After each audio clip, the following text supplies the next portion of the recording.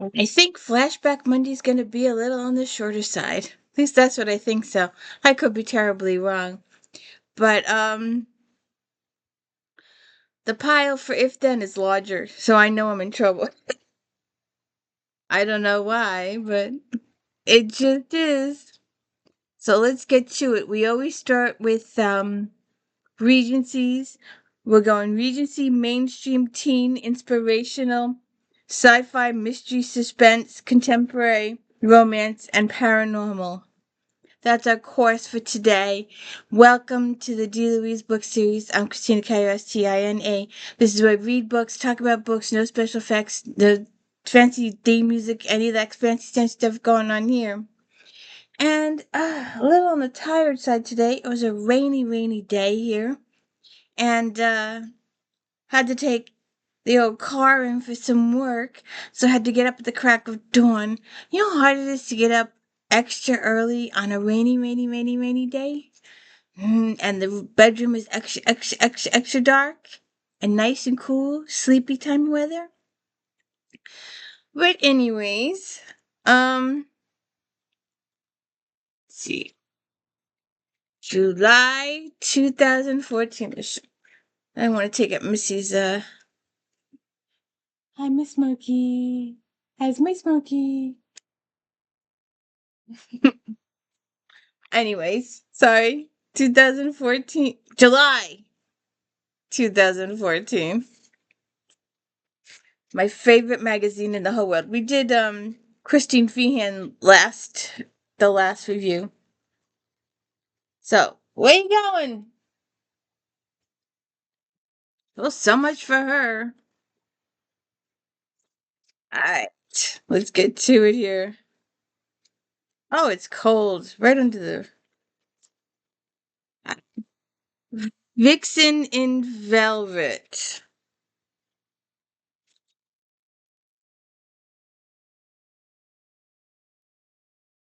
Hmm. Lady in Purple.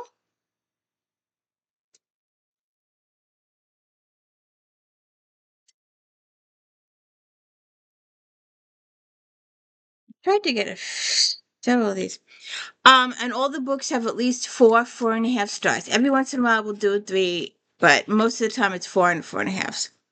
Loretta Chase, Vixen in Velvet, smart, funny, and unconventional. The third in Chase's Dressmaker series is an ideal read for anyone craving a fast, fun, intelligent romance. Leonie is determined for her family dress up to become famous, so she plans to turn ugly ducklings Lady Gladys into a swan. She knows the secret to a woman's curves is the corset, but handsome, charming Simon Blair, Marquis of Lisbon, is intent upon getting Leonie out of hers. Leonie proposes a wager. She'll have Gladys surrounded with suitors or spend 2 weeks with Simon. Lenny intends to win, but Simon's attentions are very tempting. When his cousin's poetry reading sets off riots at the charity event, it seems both their shames are in jeopardy, but fate has more in store for them. Celeste Bradley. These are my authors. And I stared at the shelf and going, how come that's not there? Uh, with this ring.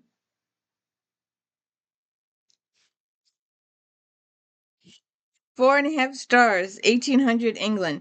The notorious Worthington clan returns for the third time.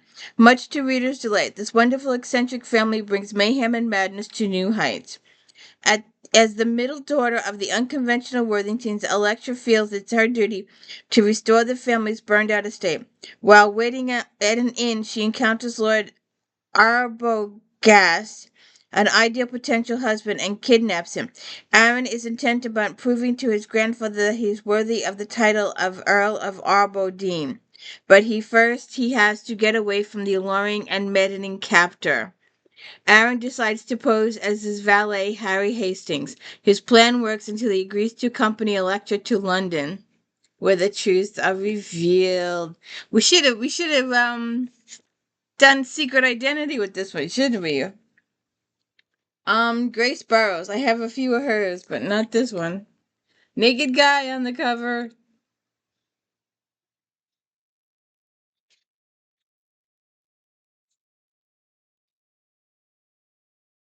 With 4.5 stars. With sensitivity, compassion, and tenderness, Burroughs tackles the deepest meaning of her title, physical and captivity.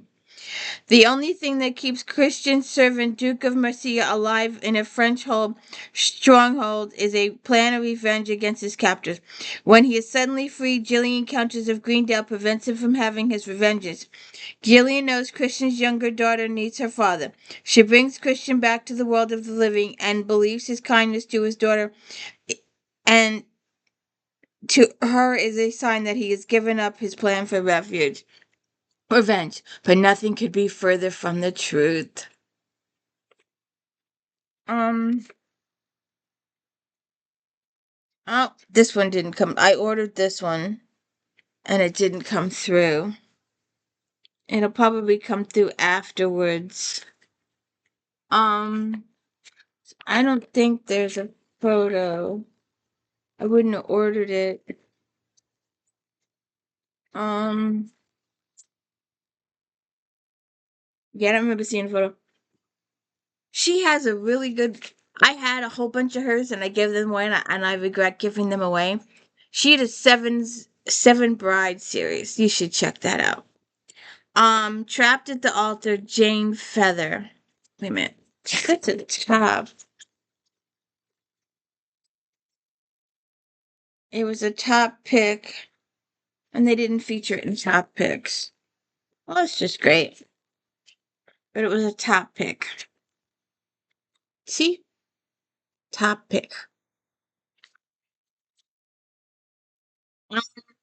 The first in Feather's new series, Trapped at the Altar, is rich historical setting as she places her hero and heroine in the midst of a violent court of King Feather's Charles. Feather displays her talent for strong-willed, well-developed characters and mixes them with sensuality. Adrian Fairfax is betrothed to her childhood friend Ivor. She is fond of him, but her heart belongs to Gabriel Fawcett. With the contracts already signed, Ari and Igor go forth with the marriage and gain entrance to the court of King Charles, which is consumed by a battle of religion and rival politics. Ari enters the marriage with misgivings, but can she accept what she feels for Ivor is real love? So he grows on her. Are you gonna come up? Are you gonna come here? You gonna come here? Come here. Well, run then. Where's mommy's? It's your choice. Adrian Basso, another one that writes, when I think of her, I think of Scotland, kilt type situation. Bride of a Scottish warrior.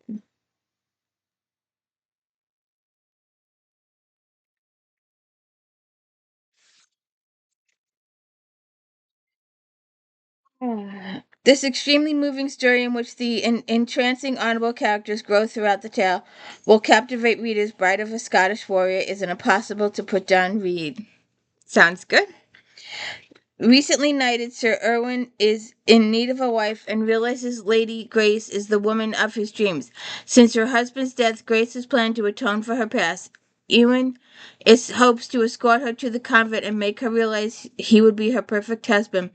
Grace does realize that her feelings have changed and is overwhelmed when the abbess informs them there is a priest ready to marry them. See what happens. And one of my favorite authors, if you haven't, the Bedouins. We need to do the Bedouins. I did a fly through, but we could do the Bedouins individually. You need to do the Bedouins. Go check out my Mary Balo. Actually, you know what? I did the Someones. I started the Someones the very, very, very, very first year I had this channel. I did Someones.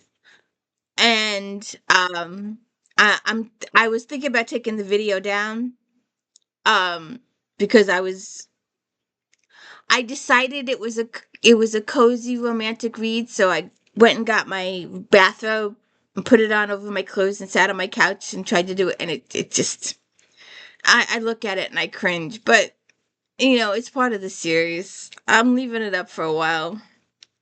Um, so 4.5 stars. A beautifully rendered love story of two wounded and lost souls who find each other and together discover strength and love. After 6 years, Benedict Harper realizes he may have lost the use of his legs, but not his mind or his heart. When he encounters widow Samantha McKay, she is fleeing domineering in-laws who threaten to lock her away. Samantha wants to travel to Wales, where she has a small cottage. Benedict agrees to escort her. Samantha craves the freedom to dance through life again. The proximity of the journey provides time for Benedict and Samantha to form a relationship. Oh, and look, naked guy on the cover. Oh, Galen Foley, another one of my authors.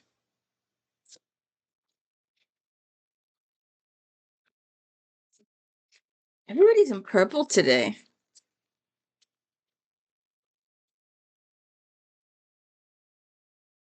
I don't know how well that's coming out.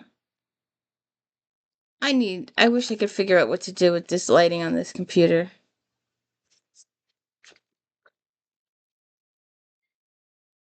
Um, Secrets of a Scoundrel, 4.5 stars. Readers adore Foley's thrilling, fast-paced spy romance. She delivers one of her best as a daring lady meets her match in an honorable protective ex-spy. Lady Virginia Burke needs former agent Lord Nick Forrester to complete a mission. When his wild ways got him thrown into a Scottish prison, Nick wasn't sure he'd ever see the light of day, but Virginia manages to get him out. Nick isn't about to let a woman control his life, but one wrong move and she'll send him back to the dungeon. She could tie him up in bed, get one of those four-poster beds. Oh, and I had this one on order, and it didn't show up either. And there's a commercial. I do now. I don't know if it's a movie. You'll have to let me know in the comments if you're still here, because that's what I thought of. Um,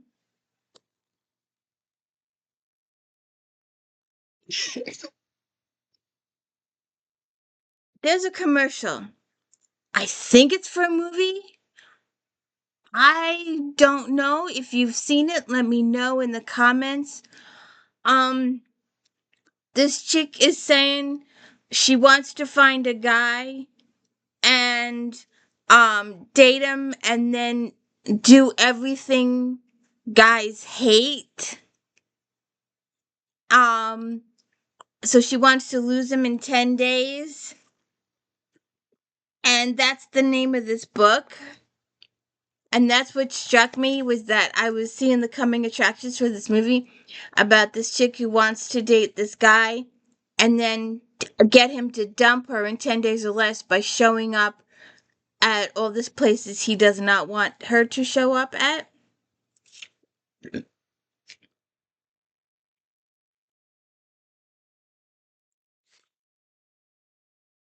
So how to lose a lord in 10 days or less. I know the lighting is pretty bad.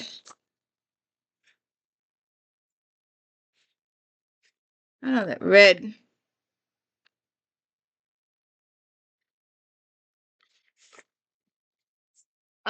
4 stars. An arrogant hero meets his match in an unconventional heroine. Michaels deftly combines banter with touches of poignancy and includes sexual tension. Kate Moore does not expect a horse and rider to come soaring over the hedgerow. She does not need the arrogant Andrew Clifton, Lord Amberstall, to doubt her ability to care for his injured horse. Kate's life once revolved around horses until she suffered an injury in a riding accident. She rejects society and is content with the life she leads, but Andrew disrupts that. Ah, she'll fix his horsey. Um, you might have seen this book in a Flashback Monday, and I was like, not a Flashback Monday, an unboxing. Or we'll see it in an unboxing. It has since been donated, and I'm like, ah, I could have used it.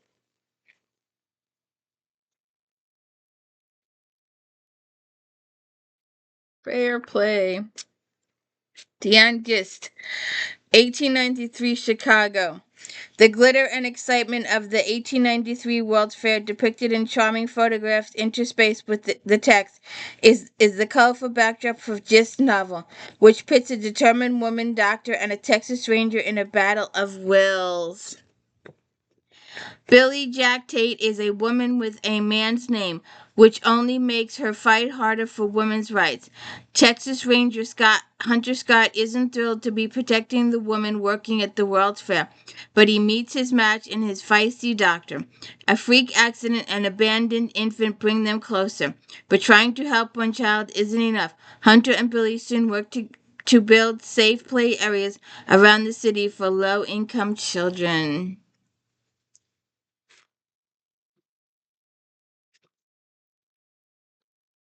Like, I just saw that. Okay. Shoot, I forgot a pen. Shoot.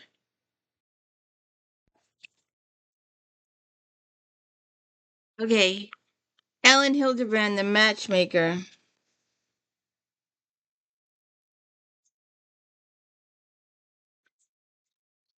4.5 stars. Hildebrand's latest is surprisingly bewitching. Readers will be seduced and will feel their hearts pounding after reading the first few pages. Dabney Kimball Breach has lived in Nantucket her entire life and is known mainly for her special gift, an ability to match up friends and acquaintances with their perfect soulmates. When Dabney's true love, Clendon Hughes, returns to the island after having traveled the world as a journalist for the past 7 years, Dabney is instantly struck with lovesickness and becomes bedridden. Despite being comfortably married for the past 2 decades, Dabney is faced with making the decision to either succumb to her heart's desire or to maintain her job and her family as she's always done. Hmm. How to tell Toledo from the night sky. The other one.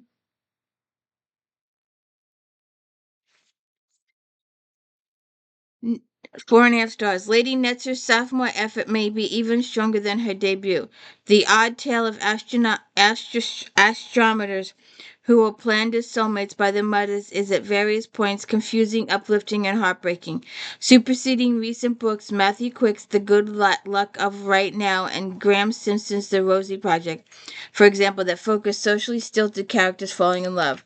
Ned's story manages to make George and Irene painfully human. George is an astronomer who believes in gods. Irene is also an astronomer, but she believes only in what she can prove in her experiments.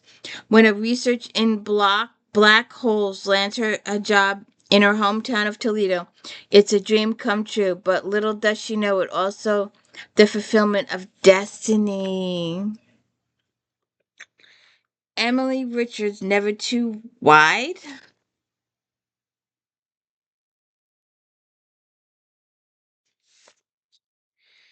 4.5 stars. Richard's breathtaking page turners, intense, fusing genres, and endearing joy and sorrow. The goddess anonymous purpose is to help women in need, and the presenter candidate is family. Harmony started left her violent home, survived and thrived because of benevolent benefactors, but constantly feared for her mother who remained. Janie Stoddard has finally escaped her chronological abusive husband, but she must see her beloved estranged daughter and granddaughter. Taylor Martin's reason for offering Janie safe harbor are personal and stem from her relationship with her own mother.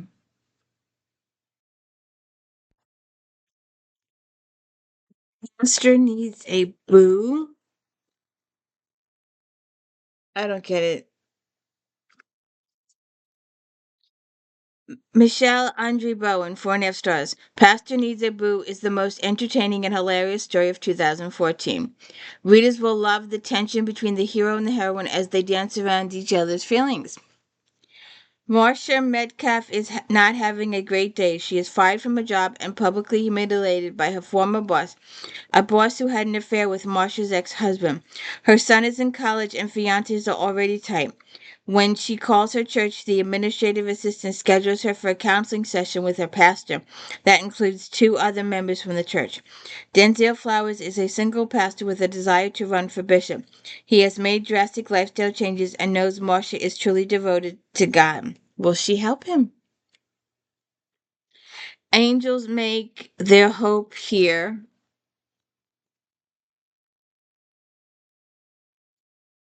Can you get the glare? Sorry. Angels make their hope here. 4.5 stars. Is a compelling story about conflicts between conscious culture and one's calling. Darcy Bird believes Duncan Smoot to be God and rescuer. As she blossoms, she competes for his affection, but not just the lust for fulfillment so many women enjoy in his travels. Duncan is the guardian of the powerful Smoot legacy. However, jealousy, racial hatred, and infidelity secrets and the looming civil war threaten the fabric of Russell Knobb's sanctity and Duncan's reputation as a savior. Um,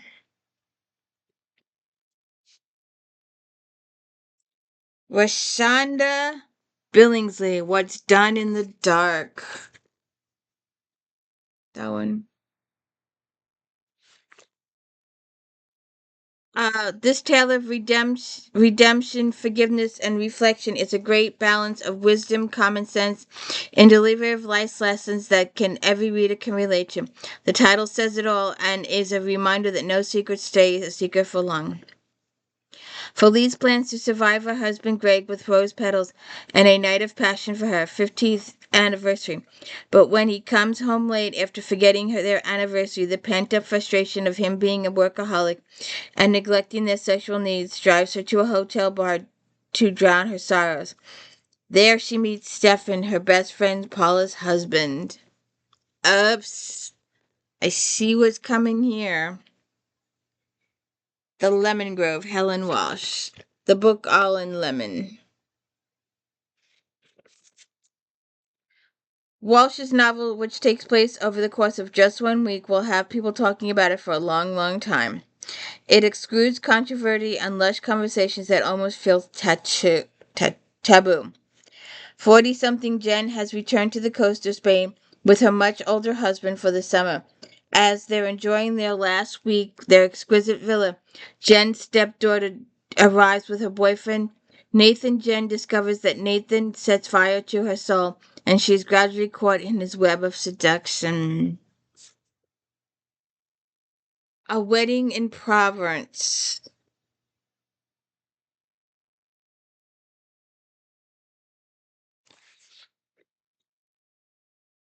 Is a rich novel set against the beautiful French countryside. The depth of relationships and the stories of the characters, individually and together, make this a great novel. Olivia and Bradley's idyllic French wedding and weekend takes a dramatic turn when the arrival of their close friend and family guests. Olivia's daughter brings a secret of the past along with rash decisions of today. Brody's mother shows up without her father, and the innkeeper, Olivia's best friend, finds her out. Her husband is having an affair. Oops. See what happens there. Rich girl problems.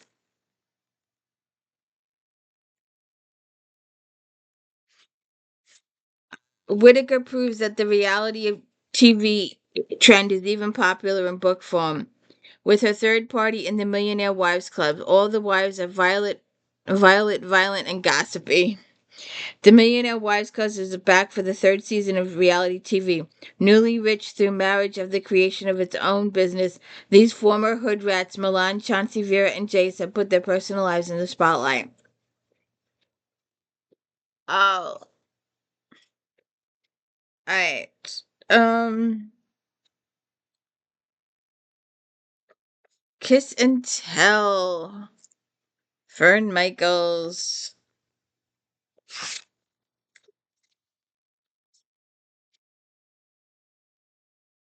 Kiss and tell. Oops. Look at this. It's the opposite page. You get an Elleris tape, or a red sage in this case, and a Fern Michaels on the same split. Kiss and tell. The sisterhood is back and better than ever. The mystery, revenge, violence, and even a bit of romance in the next installment of the series. Sorry, got itch. Myra Rutledge and Annie De Silva really dislike having to figure out emails written like riddles. When they finally figure out that someone is ripping seniors off at a senior center, they dislike it even more. And they plan to get to the bottom of it. Um, let's move on.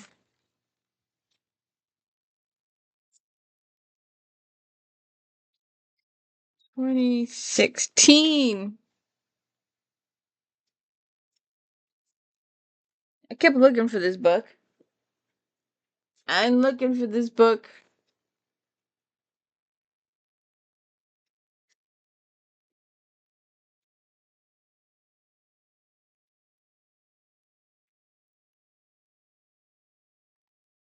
The Sinner.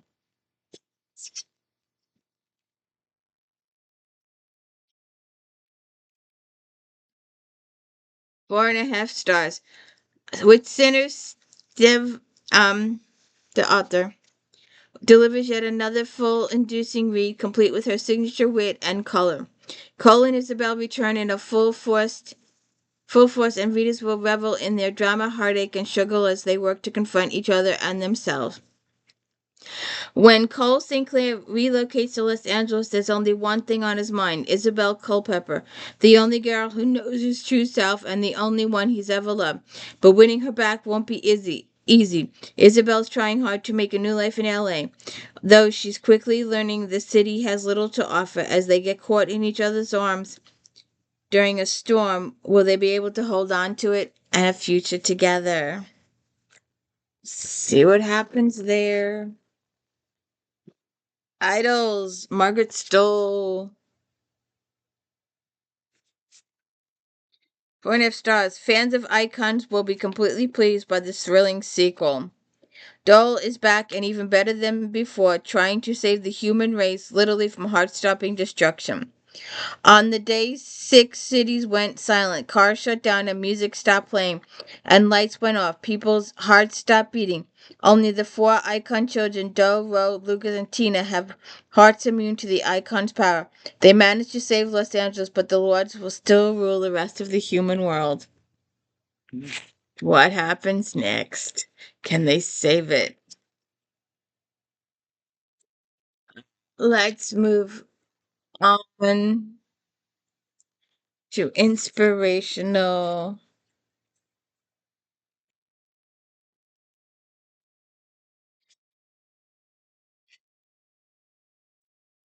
And I got a question for you in inspirational. Um, 4 weddings and a kiss.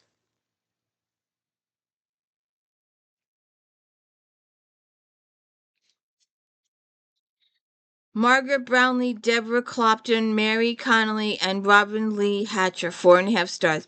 This amazing group of authors shares how love is sparked under unfamiliar circumstances.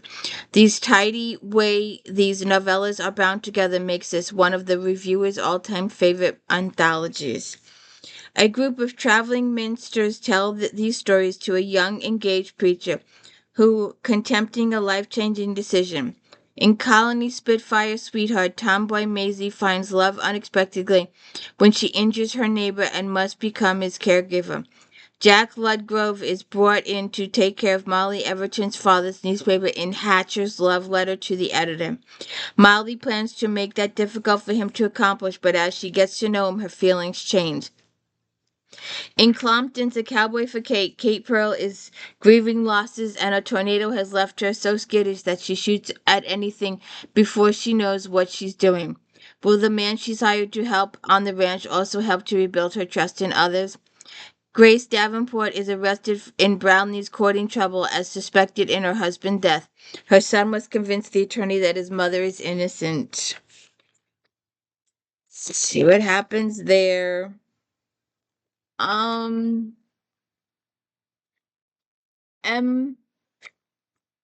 Emma Mr. Knightley. That's what it says. Emma, comma, period, Mr. Knightley.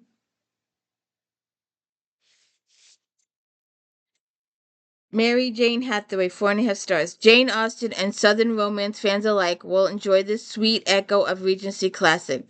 The story is adorably funny and Shakespearean comedy of errors as Caroline and Brooks continually misunderstand each other. Caroline Ashley has given up the exciting life she made for herself as a journalist to move back home with her widowed mother, but she is losing herself and her goals in the sameness of every day in her small southern town. Her longtime best friend Brooks Elliott, a professor, hates to watch her brilliance go to waste. When Carolyn begins to show romantic interest in a shifty outsider, he realizes this is his time to act, or he better get with it. Um, so I want to ask,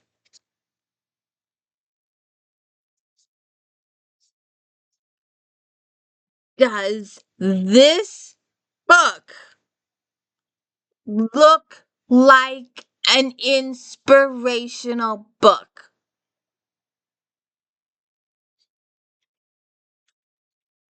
Look, see? Inspirational. Inspirational. Okay?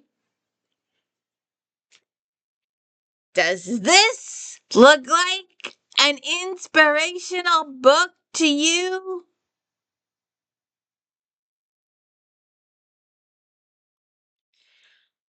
I'm trying to match it up with the sci-fi section. Not found. I'm trying to... Romance? Not found. Mystery? Not found. Because it was on my list of books to get. It was an inspirational. Does this look like an inspirational book to you? 4 stars. The Trader's Heir is a suspenseful addition to Thayer's fantasy trilogy. Well, there you go, fantasy. How does it get to be? Oh, and there's a cliffhanger ending. Wow. I hate cliffhanger endings because you never know. Unless the author's got the book coming out like in the next month or so, if you have to wait a year, what happens if the author dies? Is the book written already? Will you still be alive in a year? I get all these thoughts. My mother died in the middle of reading Michael Connelly's Angel's Flight. She'll never know how it ends. And I've talked to a couple of people about this, and I've mentioned this. One lady told me, um, her this woman's daughter, the mother died and was reading this book. The mother's daughter took the book to the funeral home and read the book to the mother. During the family time. Never thought of that. Um, Eamon's good hand is a torn man. He has pledged himself to both Hune, the true king in hiding, and Elgid, the bloodthirsty ruler of his realm. Enon is quickly put into a high position of duty and honor, both under both under both men, and expected him to carry out their demands.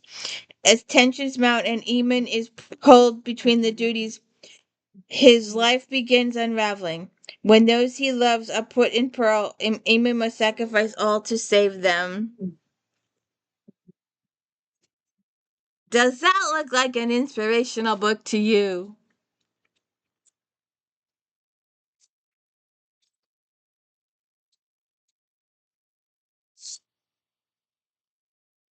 And I'm pretty sure this one didn't come through, or did it?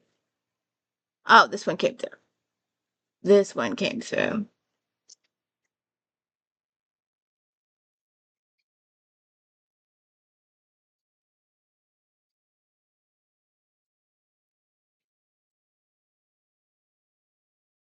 Did we skip one? No. When Love Comes Home.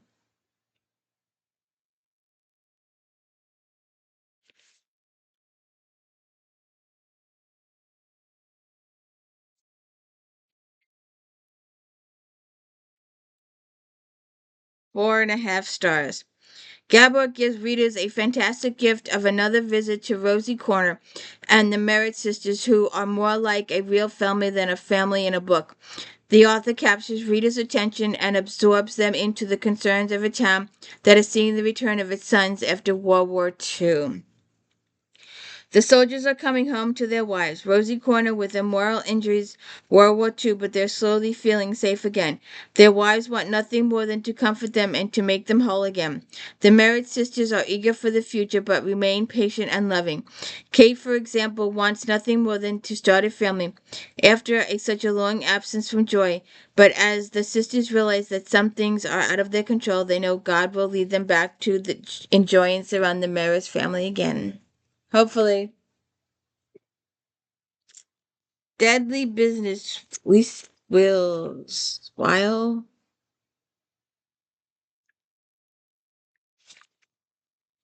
the second Mia Quinn mystery action packed from the first page. Layers of lies and deception make for a twisting story that will keep mystery readers entranced.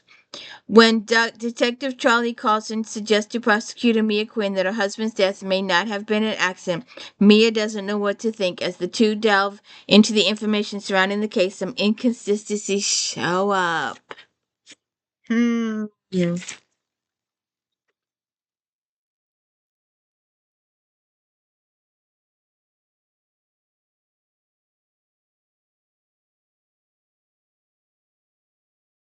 Let's see that one. A Plain Love Song. Kelly Irwin.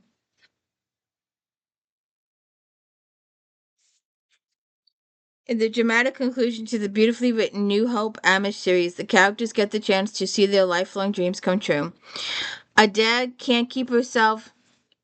She needs to write music. She'll practically burst if she can't write the words on paper.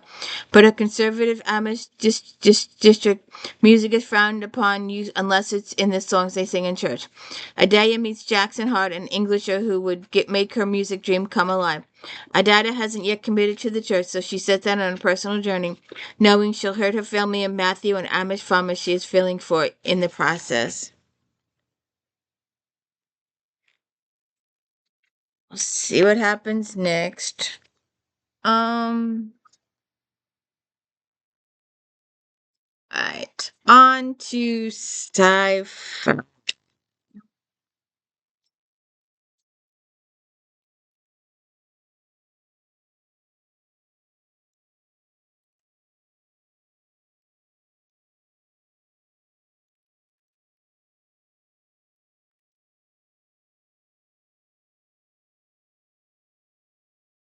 Child of Hidden Sea.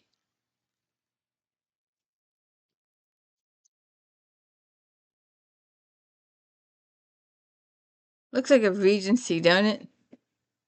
I can't get the glare. 4.5 stars. Child of Hidden Sea appeals to the naturalist in all of us. Delmonico has done a beautiful job with the explosive world building, one of the expansive world building with a believable creation of new plants, animals, geography, and politics. Adopted girl Sophie Hansen is spying on her birth mother when she sees who she assumes is her aunt being attacked. After coming to her aunt's aid, both Sophie and her kin suddenly land in the ocean. In storm-racked Archipelago, a place at once familiar, yet different, Sophie isn't most interested in studying the foreign land, especially in a flora and fauna, but instead becomes embroiled in a political plot to end centuries-long peace. Hmm. Okay. This crumbling pageant. Okay. The first in the Fury Triad series features a rich blend of fantasy, romance, historical fiction, and mythology. In 1811, Magdie, England, a young girl named Persephone Fury struggles to control and understand the magic shadow powers with which she was born. Ever since Persephone was taken captive by and recovered from the sinister Vespers and Cones, who also harbors the same dark gift. Persephone and family is intent on keeping her safe from harm in the magical kingdom. But on the night Persephone is to be presented to society and her true love, she is kidnapped. Oops. Um, the magic seeds.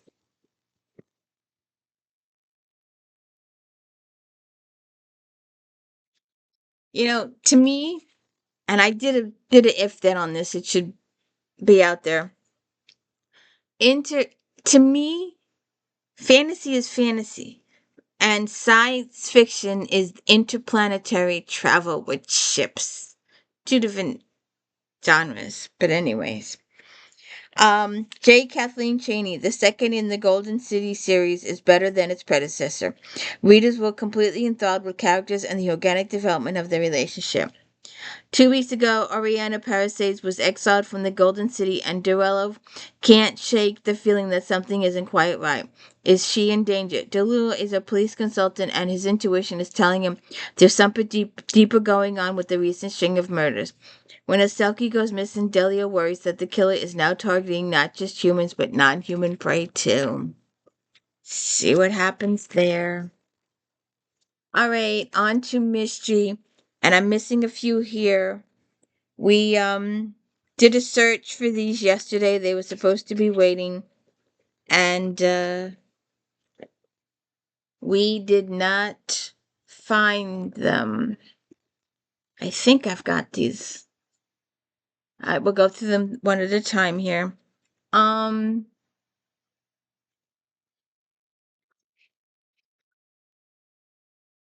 Sight Unseen, Iris Johansson and Roy Johansson. 4.5 stars. The stellar team of Johansson and Johansson is back with the next installment of this clever and terrifying suspense featuring formerly blind music therapist Kendra. Her almost human senses have helped the authorities solve horrific murders cases, but her blunt, no time for idiot manner has made some enemies. Kendra has been concentrating on her music therapy clients, but when a series of murders are staged to mimic some of her most famous cases, Kendra has no choice but to engage with a monster who's named himself after a famous art forger. The killer believes he is an artist and he has plans for Kendra. Oops. Um, Linda Costello, The Dead Will Tell, 4.5 stars, a top pick. This story moves quickly, but it's very complex. The plot suspects keep changing, but the plot is logical. The supernatural hints are unnerving and add a depth to the story, giving the reader more to think about. Kate's personal life is included to a very good effect and in the right proportion. Picture of the Amish community is very realistic, giving the story a unique flair. A terrible crime was committed in Painter's Mill long ago.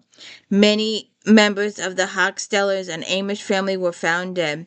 They are survived by one son who still lives in the area. No one was ever arrested for the crimes. Now Painter's Mill Police Chief Kate Burkholder is investigating a series of murders that seem connected to the past. The abandoned Hochsteller farm is said to be haunted. Kate doesn't believe in ghosts, but she knows that the past can be a reason for killing now in the present. Let's see what happens there. Um, the one of the ones that we searched and searched and searched and searched for yesterday. Um, and I have no picture of it. It's a wait a second. I don't even know. It's a orange yellow cover. We were looking at it. We couldn't find it. It's 4.5 stars. Cop Town by Karin Slaughter. Uh, Slaughter's first standalone book is a knockout. She channels the South in a turbulent 70s with evocative writing, which defies the city, creates amazing characters, and displays emotion so raw that you're almost painful to read. The Atlanta PD is full of good old boys. In 1974, the post-civil rights movement, women and African Americans who are joining the force are subject to outright hostility and demeaning work assignments. With the killer targeting cops, the old-timers are out to get tips using whatever underhanded methods they can. Any suspect they find won't make it to trial. Meanwhile, 3 women ignore orders to stay away from the case. Gail, a tough veteran, Maggie, who's ostracized even though she's from a cop family, and Kate, a sensitive new recruit. Ah, Doesn't sound good. And I don't think. Oh, I did get this one. Um, Eyes on You. Kate White, 4.5 stars. The suspense begins almost instantaneously in White's new novel. Not only is the lead character immensely relatable, but the mystery surrounding whoever is trying to sabotage her holds on till the very end. Television host Robin Traynor has been fighting long and hard to make her way back into the field. Now that she's one of the hottest rising names in entertainment journalism, it seemed like nothing can stop her. Suddenly, someone starts threatening Robin. She finds a nasty note and a shredded photo of herself and a menacing Barbie doll. Then, annoying personal attacks get serious when Robin's makeup and food are tampered with. Someone has an agenda. See what happens there. Um, we are currently reading this series in the D. Louise book series. We just read this book the other day, so please go check out the video for this book. Sherlock and Savick Power Play. Uh, an old enemy returns to haunt Sherlock and Savick. It got 4 stars. Installment of Culture's hit series. Per usual, 2 cases involving FBI agents under Savick's sieges will play out. Natalie Black, the U.S. ambassador to Court of St. James, has returned to Washington amidst a series of distressing events and rumors. Her British fiancé, George McCallan, dies in a car accident. Then a phony email starts whispers that she drove George to commit suicide. When Natalie's car is almost forced off the road, some say it's a sympathy play. The attempts continue. Hello, ma'am. Uh, so yeah, they make attempts on her life. People don't believe that it's being happened, but Sherlock and Savick investigate and discover that yes, it's being happened. And you gotta go check out my video for this book. Go check all my videos. We started with The Edge and The Target and Blindside and Riptide and all of them. And we're going all the way to 27. And we're including, towards the end, we do some of the Brits too. Okay. If you recently saw uh or will see, this book will be featured in my I did a 4th of July cozies. And lo and behold, look who has a 4th of July cozy. This woman and Leslie Meir. They can be counted on for holiday books. If you need a book for a holiday thing, Isis Crawford and Leslie Meir. Top 2 contenders. Tired? Am I boring you? 4 stars. The Simmons sisters return with a bang when the 4th of July festivities lead to the death of the town Casanova. High action and deliver soothing keep this mystery moving as plentiful of colors to suspects. Each sinister sister has her own distinct sleuthing style when uncovering clues and handling dangerous situations, and together they blend nicely. Bernie and Libby Simmons are catering the 4th of July festivities in the quiet town of Langley, New York. The temperature is rising and temperatures are flaring, and the Revolutionary War reenactment gets underway. The fake battle is pitiful until the explosive end when a jammed basket kills the town playboy. Jack Devlin. Women everywhere are grieving, and suspicion turns to Libby's boyfriend, Marvin, who's charge of props for the event. Libby must work to clear his name. See what happens. And I think,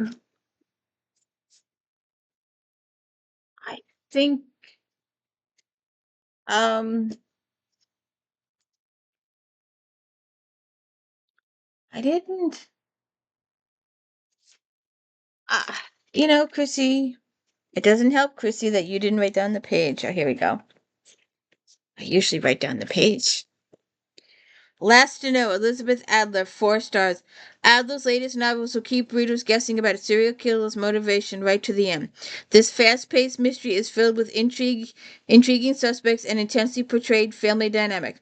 Harry is a fascinating lead character who manages to be a larger-than-life, yet has down-to-earth vulnerabilities, and he owns a dog that will steal readers' heart. An explosion destroys a vacation home across the lake from Detective Harry Jordan's house. When the owner's daughter dives in the lake with her hair on fire, Harry jumps in the water to save the woman. Crime scene investigators soon find the owner's body and discover that she was murdered before the fire. As Harry investigates, evidence of infidelity, drug dealing, identity thefts, and all sorts of other issues rise to the surface. A second murder follows. Not good. Not good. Sleepy kitty. I was nice to her the other day, and she gave me the dirtiest look. Nigita Resita. I love these books. If you have not seen my videos for these books, please go check them out. Oh, good God. I love Angelica Resita. Lorna Barrett Book Club. A dead receptionist and a dark family secrets will keep readers hooked on the latest Booktown mystery. The charm of this series is the engineering spirit of the protagonist and her sister, who run their own business while dealing with relationships, issues, and solving mysteries.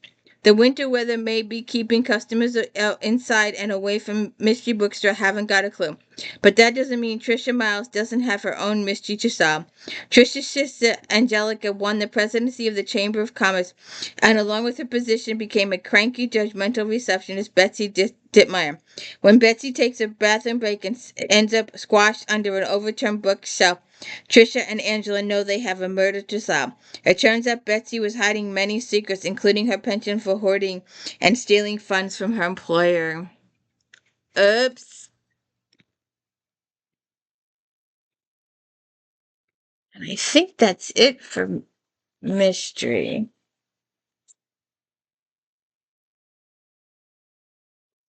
And I tried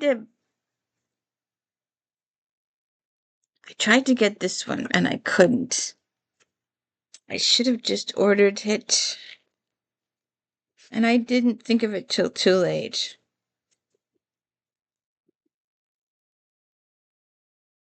Romantic suspense. What'd I say?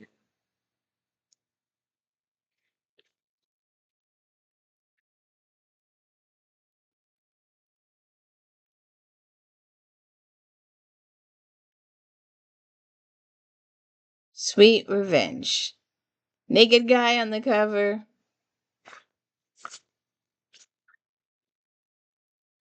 4.5 stars. Zanetti is back with the next intense and thrilling installment of her series, which features a group of genetically engineered brothers who have broken free from the Black Ops military unit that created them. The clock is ticking for the brothers as they must find answers before the microchips embedded in their spines detonate. Oops. Finding sexy Matt Dean bleeding in an alley, bar owner Lainey Jacobs knows Matt is in trouble, but she can't turn her back on him since she needs help. Lainey reluctantly hires him as a bouncer. Matt is on a mission. He must find one of the Black Ops doctors who escaped their project in hopes of removing his and his brother's chips without killing them. He's got to find it. And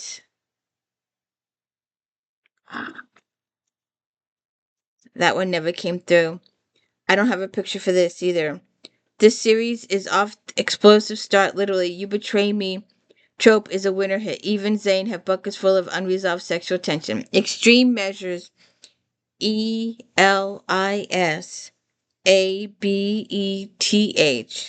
Not an NAUGHTOM.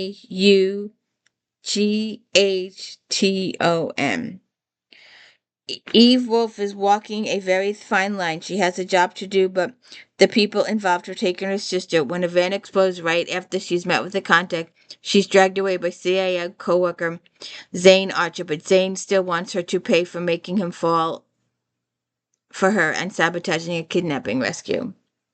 Not good. And Lindsay McKenna.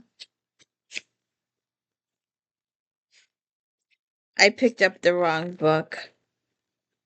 I had this book and I picked up the wrong one. I got home and looked at the title and I'm like, ah, what did I do? So there it is. Never Surrender. Oh, look, there's an old man. You want to see a fight? Hey, Casanova. Casanova. Casanova. You're risking your life by coming here. Smokey, you leave him alone now. Casanova's on the elderly side. Girls have hated him since he got here. I do not know why. Every female we've ever had in this house has hated him. And we've had more boys than him. There's been other boys. But for whatever reason, he's the one that they've been picking on forever. And I usually don't see him during the day. Oh, where was I? Never Surrender. McKenna's latest is a gripping love story set within the world of military special ops.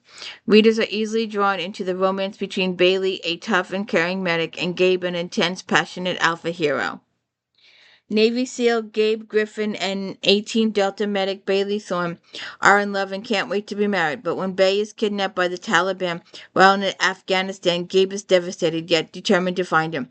When he does rescue Bay, she is different and damaged, having been raped and left with a brain injury. Uh-oh. It's going to take some healing and sympatheticness and a whole bunch of hope and prayers to get through that. All right, contemporary romance.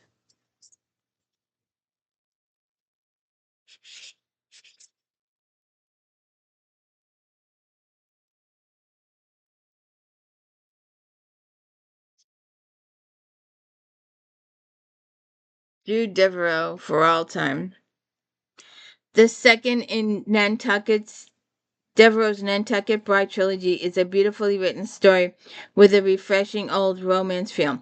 The familiar storyline of twins trading places is timeless. Oh, I could have used this for my identity thing. Oh, shoot, he's going to eat a plant. Hold on.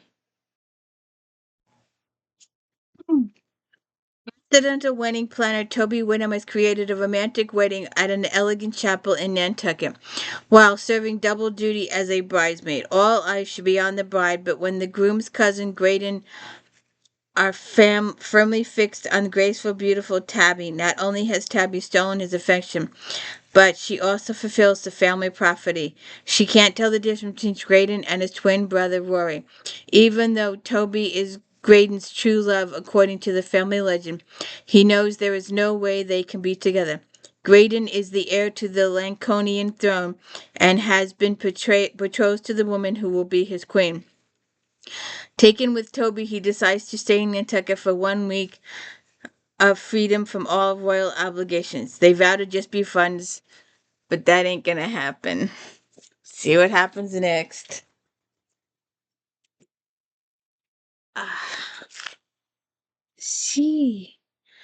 I see, said the blind man. Um,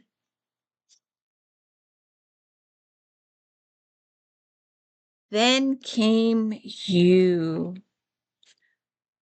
We use this lady a lot for the second chance. If then. For an stars, Chavez has created yet another masterpiece where animals have just as much personality as the main. The author displays writing talent without shame in this novel. Intern Emily Stevens is traveling to Sunshine, Ohio to fulfill her veterinary school scholarship requirement. She's supposed to be en route to LA, but she's decided that caring for her mother was more important, and now she's stuck in the middle of nowhere for an entire year. She walks in the office and her jaw drops when she realizes that her smoking one night stand from a conference 3 months ago will be her new boss.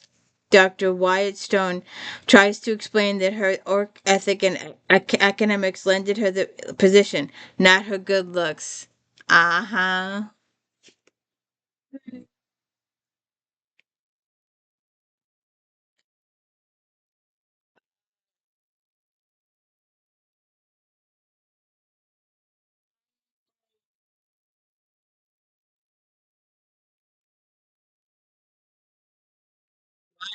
Iris. Purple. Trying to get this one too. I couldn't get my hands on it. I have a few others. It may even be in the pile over there. Um,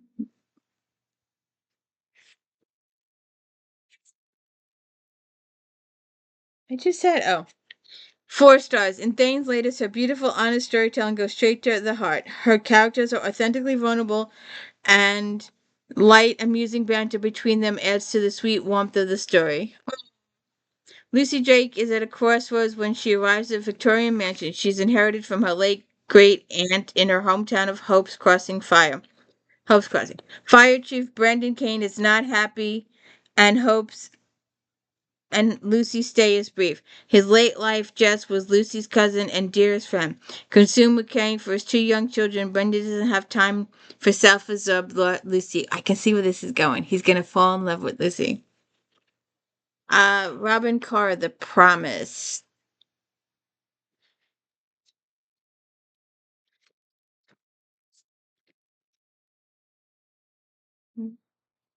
4 stars. In Carr's very capable hands, the Thunder Point saga continues to delight.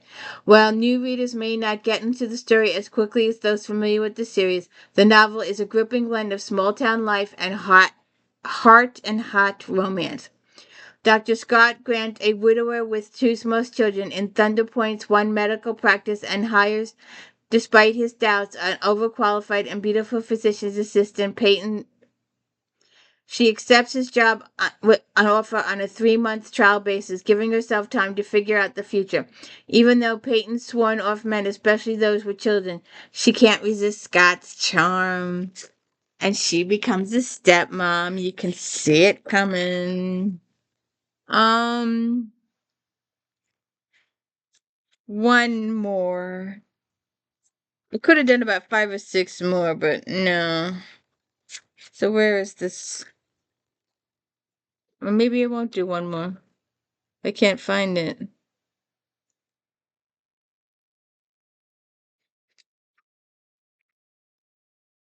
It's the picture. Oh, okay. Suddenly last summer. In yellow.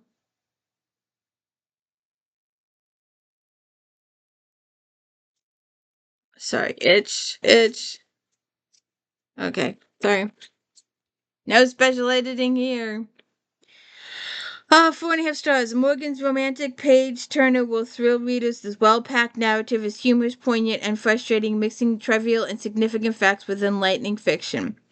World-renowned surgeon Dr. Sean O'Neill is called home to Snow Crystal Resort when his grandfather collapses. In his Vermont hometown, Sean is a misfit like his father and missed opportunities, regrets, guilt, and his feelings for the one woman he can't forget flood back in his mind. French chef Elsie Philippi is beholden to the O'Neills for her job in a sanctuary from a abusive past. When the patriarch falls ill, does she become under jeopardy? Alrighty then. Paranormal. And we should really do. This woman has so many series. Oh, what am I doing? 104. Oh, I missed one. Wait a second. Let's go back. Um.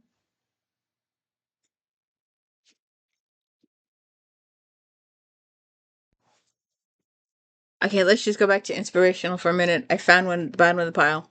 When I Fall in Love.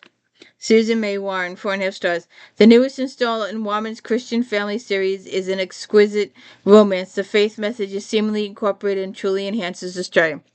Now this.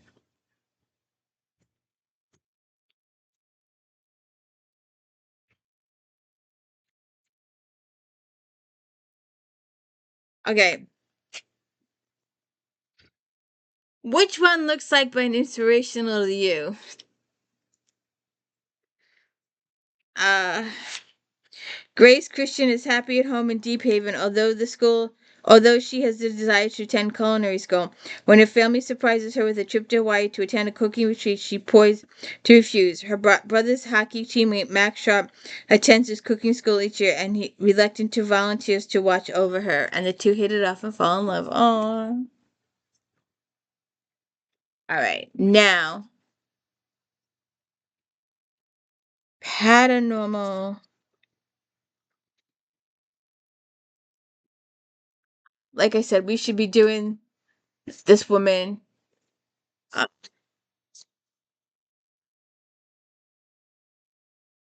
a little on the dusty side here. Oh, forgot about you. Sorry. Sorry. Don't take your collar off, Missy. If you haven't seen the video of her flipping her collar across town, you should watch that. Um, Born of Fury. Sherilyn Kenyon. 4.5 stars. The bonds of family, those of blood, and those of choice are driving forces behind Kenyon's latest outstanding League novel. Kenyon is never an easy on any of her characters as they inevitably must face trials of physical and psychological torture. But how they survive and what they learn what makes Kenyon's story so unforgettable. This thing is heavy. And it's got the good paper too. I was gonna say. Oh, she's got that Kickstarter set if you want to get a different kind of cover. Since Hawk's brother Carius died during Hawk's Andranian endurance, a 6-week wilderness survival, Hawk has been unwillingly bound to Karis's widow, Dariana, who hates him, and it is now time for Hawk's nephew Darian's endurance. Hawk is leading both Dari and Thea on the survival quest. Meanwhile, Sumi Axis is a highly trained League assassin who is currently unhappy with League Commander Zemi's orders. Sumi is to find and plant evidence in order to convict Hawk of treason, or Sumi, young daughter, will pay. I remember this book. I remember this book that is heavy to hold. Yeah, he marries this woman he can't stand, and she's horrible to him, absolutely treats him like dirt, and things work out in the end, but it takes a while. Um, Another cute, lighthearted story. Um, Sarah Humphries, Vampire Trouble. Humphries is undoubtedly a rising star in the genre, upping her game with this second fantastic book in this series. The characters are witty, sarcastic, and a whole lot of fun. Vampire bartender Maya has had it with rules that the Presidium keeps making. It's taking all the fun out of being a vampire. When she's allowed to take a job at a local strip joint, she is elated, even though her maker is sending along a bodyguard. Shanti Shane Quisato is none too happy to be babysitting the young vampire while she works at a sleazy club. Naked guy on the cover.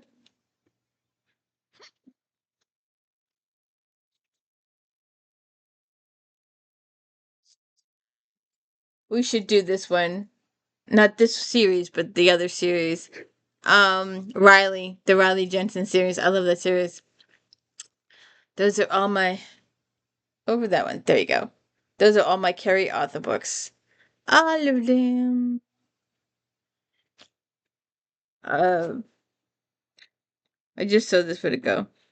4.5 stars. Arthur's boundless imagination reaches new heights in the opening to her new paranormal Souls of Fire series. One of the main attractions is the remarkable, strong, world-weary yet indomitable heroine and her fascinating personal history. But Arthur's supporting cast is varied, unique, and engaging as any she's produced to date.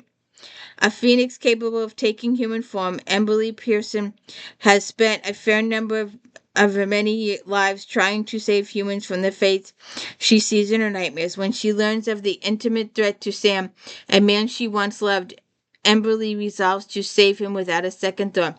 But Sam is an undercover agent for paranormal investigation teams looking into a failed government experiment involving the immortality of vampires. Oops. And I think that's it. I tried to get a few more and I couldn't. And let's see what's under here.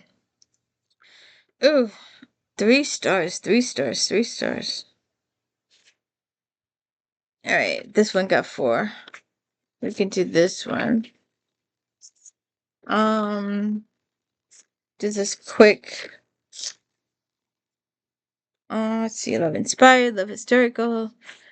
Did you know there's a category for every single there's a Harlequin for race car drivers, there's a Harlequin for sheiks, there's a Harlequin for medical personnel, there's a Harlequin for cops and lawyers. Um it's just weird. Oh, so it's the first one. Okay. So there's one in purple. Ah, shoot. Here we go. Right. This one got 4 stars. The others got 3, but this one got 4. Midnight Play. Naked guy on the cover.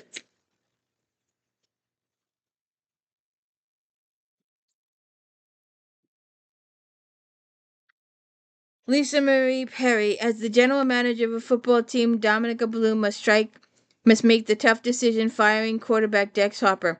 Harper and several of his teammates were under the investigation when it was revealed that some players were paid extra to lose games. Knowing he's innocent, Dex pleads his case to Danica and the new owners, her parents. As a consolation, Danica vows to help him change his reputation to make him more appealing to other teams. Sounds good. And that is the end of Flashback Monday, July 2014. How'd it go? Did we do good? Have a good one.